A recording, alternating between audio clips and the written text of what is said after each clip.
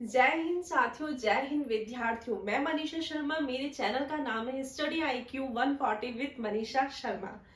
पिछली क्लास में हमने देववाद का विकास पढ़ा था, जिसमें हमने देखा था बहुदेववाद, एकेश्वरवाद, एकादि देववाद, एकवाद। आज की हम क्लास में देखेंगे रित की अवधारणा।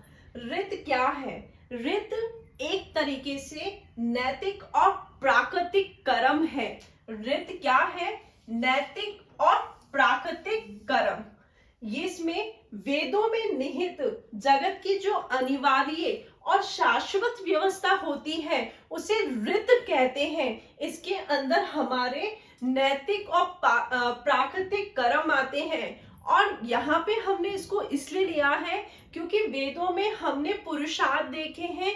पुरुषार्थ में मनुष्य के जो व्यवस्था बता रखी है, वर्ण व्यवस्था बता रखी है, मनुष्य के जो कार्य बता रखे हैं, वो सब रित में शामिल होते हैं।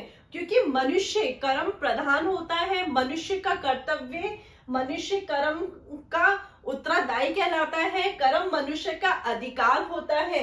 इसलिए मनुष्य को रित का उत्तरदायी कहा जाता है और ये जगत की व्यवस्था करते हैं।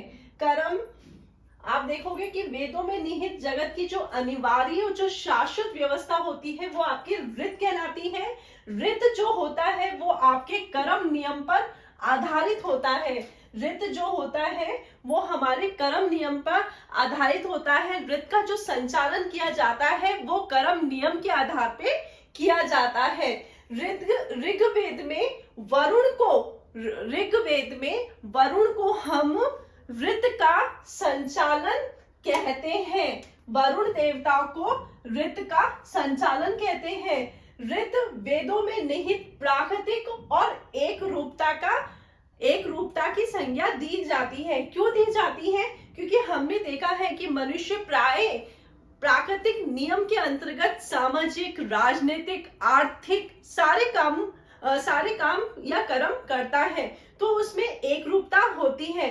तो वो अपने प्राकृतिक नियम के तहत वो कार्य करता है, इसलिए इसको एक रूपता की संज्ञा दी है। पहले आप इसका एक बार स्क्रीनशॉट ले लीजिए।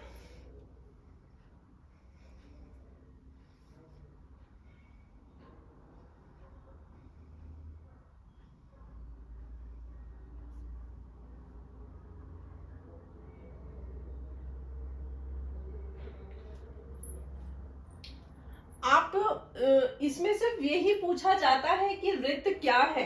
अब आप ये देखेंगे कि जो ऋग्वेद में जो वरुण देवता है उसको ऋतस्य गोप्ता कहा जाता है। इस टॉपिक में सिर्फ आपको ये पता होना चाहिए कि रित क्या है, रित का देवता कौन है, रित का संचालन कौन करता है, मनुष्य से इसका क्या संबंध है, क्यों इस टॉपिक को पढ़ा जा रहा है। देखो, रित क्या होता है? हमारे जो अनिवार्य जो शाश्वत कर्म होते हैं वो रित के अंतर्गत आते हैं। ये कर्म नियम पर आधारित होते हैं।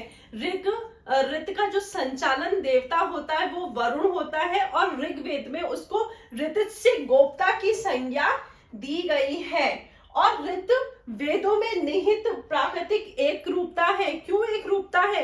क्योंकि वरुण देवता को हमने क्या कर्म का देवता माना है और सभी देवता इस नियम से बंधे हैं। इस नियम से बंधे होने के कारण ये एक सार्वभौमिक नियम हो गया है, इसलिए हमने इसको प्राकृतिक एक रूपता की संज्ञा दी है। आज की क्लास में हमने सिर्फ रित क्या है वो देखा है।